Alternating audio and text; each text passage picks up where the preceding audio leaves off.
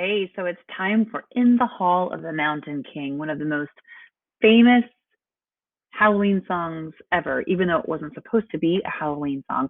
And if you remember from our last lesson, we talked about Mr. Bach and how he wrote that organ music that kind of became a Halloween song. It's like the vampire music, right?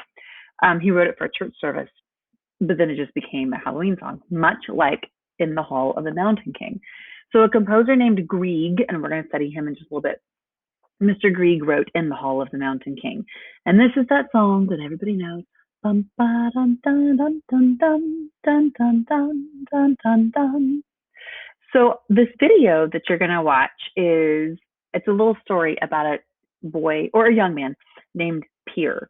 Pierre goes on some adventures. He lives in Norway, which is up in northern Europe, and he goes on some adventures. And one of his adventures is he comes across the mountain, and inside the mountain are the trolls, and inside the mountain is the Mountain King. And you're going to see how Pierre overcomes some challenges that the Mountain King presents to him, and how Mr. Grieg, who is our composer, made the music fit the story. So the story came first, and then Mr. Grieg wrote the music to go with the story. So enjoy this little video about the Mountain King, and then we'll get into the lesson a little bit more.